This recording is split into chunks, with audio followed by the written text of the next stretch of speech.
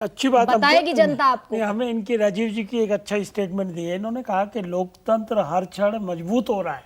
ये कहा है इन्होंने अभी। हम तो बड़ा इनको साधुवाद देंगे कि ये मान रहे हैं कि लोकतंत्र मजबूत है। ईवीएम की बात नहीं करेंगे और किसी चीज़ की बात बिल्कुल नहीं करेंगे। अब आइए पंजाब पे।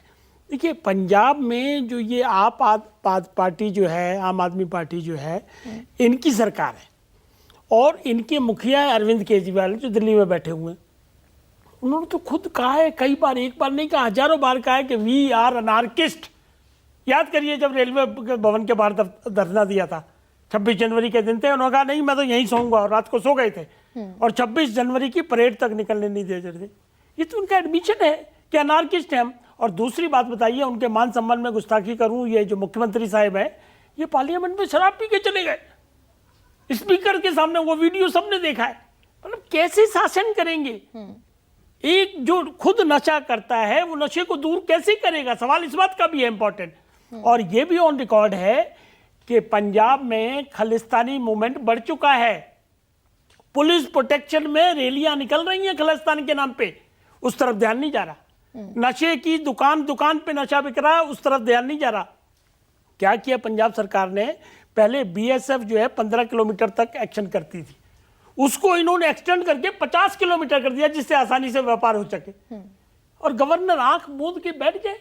नहीं, लेकिन 356 की भी धमकी नहीं दे सकते ना। 356 तो है ही नहीं, आर्टिकल 356 इसके लिए बना ही नहीं है। अरे मैं अभी आ रहा हूँ, उस पे आ रहा हूँ। 167 भी तो बनी है ना, वो तो कॉन्स्टिट्यूशन में है। 167 बी का हवाला देते हैं, 356 क्यों ले आते हैं? 167 बी के तहत गवर्नर को अधिकार है, governor can ask for information relating to the affairs of the state. आपसे ले उठ ले तो ये अगर चिट्ठी गवर्नर लिख दी, भाई मेरे को इसकी जानकारी दो।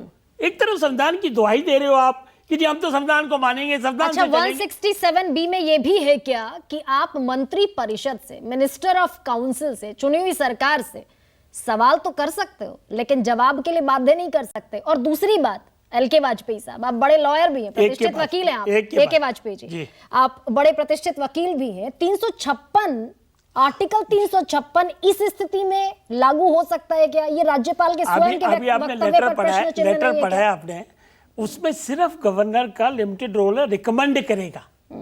उसके बाद फाइल आ गई सेंटर के पास, सेंटर में क्लियर इट, सेंटर में रिजेक्टेड, प्लीज अंडरस्टैंड। लेकिन article, A K. Vajpayee ji, article 356 allow ही नहीं करता इस सिचुएशन में इंपोज करने को लेकर। गरिमा जी, 356 जो है वो गवर्नर इस्तेमाल नहीं कर सकता। लेकिन बोल सकते हैं, पावर चिट्ठी जो में है बोल सकते हैं, सेंट्रल गवर्नमेंट के पास है। एब्सोल्युटली, लेकिन चिट्ठी में बोल सकते हैं। विरोधाभास न करिए चीजों का, इसको लीगल मामला भी आ जाता है। संविधान की दुहाई ये बार देते हैं हर सेकंड में। ठीक है, अतुल जी बैठे हमारे साथ, 167 बी में पावर है गवर्नर को। अगर उसने पावर को एक्सरसाइज करके कोई चीज की जानकारी मांगे तो दे दीजिए ना। और मुझे ज्यादा क्यों वो बात करनी है? राधिका खेड़ा जी ने सब बता दिया कि पंजाब में क्या हो रहा है। वो तो आपस में क्लियर हो रहा है ना मामला, कि पंजाब की हकीकत बदल गई है और वहां पे सिक्योरिटी खर्चा है, डिफेंस की दिक्कत है, खालिस्तानी मूवमेंट की दिक्कत है, बीएसएफ को जानबूझ के 50 किलोमीटर की रेडियस कर दी इन्होंने। कौन जवाब देगा? और गवर्नर साहब जो federal structure, now the second question is federal structure. अगर सेंटर और गवर्नर के बीच कोऑर्डिनेशन नहीं होगा तो फेडरल स्ट्रक्चर कैसे बचेगा? उसका भी ध्यान गवर्नर को रखना होगा, लॉ एंड ऑर्डर का भी ध्यान रखना होगा। ये बड़ा सीरियस गंभीर मुद्दा है, गंभीर मुद्दा है। इसीलिए मैं कह रही हूं कि जो धाराएं हैं संविधान में, उनके तहत कार्रवाई कीजिए। आप 356 को गैर जरूरी तरीके से, अनावश्यक तरीके से क्यों ले आते हैं? अतुल जी हमारे